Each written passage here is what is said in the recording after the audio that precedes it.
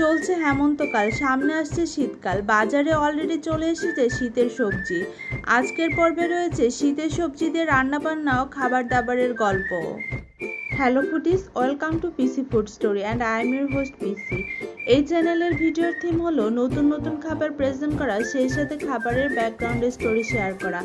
আশা করি প্রত্যেকটি food story আপনাদের কাছে ভালো লাগবে। চলুন তাহলে শুরু করি আজকের ফুড স্টোরি। আজ খাবারের মেনুতে ভাতের সাথে ছিল শীতকালের সবজির 3টা আইটেম। প্রথমে ছিল আলু ও ফুলকপির ডালনা। শীতকাল মানে নানা রকম সবজির বাহার, আর সবজির মধ্যে ফুলকপি খেতে কিন্তু বেশ লাগে। আর শীতের শুরুতে বাজারে যখন নতুন ছোট সাইজের ফুলকপিগুলো দেখা যায়, সেটা খেতে কিন্তু বেশ লাগে। আজকে রান্না করেছি ফুলকপি আলু ভেজে ঘি দিয়ে ডালনা করেছি, খেতে অনেক ভালো লেগেছে। এটা রুটি দিয়ে খেতে যেমন ভালো লাগে, ভাত দিয়ে খেতেও অনেক ভালো লাগে।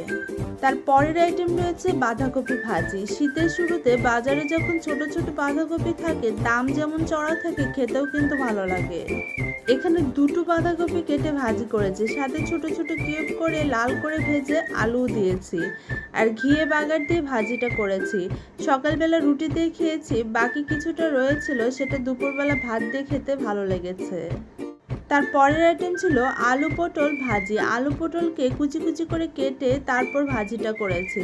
আর পটল মোটেও শীতের সবজি না, এটা গরম কিংবা বর্ষাকালের সবজি, তবে বাজারে এটা সারা বছরই পাওয়া যায়।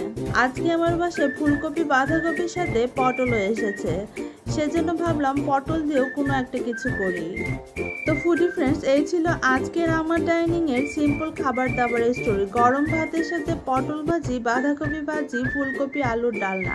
আশা করি স্টোরি ভালো লেগেছে। ভালো লাগলে অবশ্যই লাইক, কমেন্টস আর বন্ধুদের সাথে শেয়ার করবেন।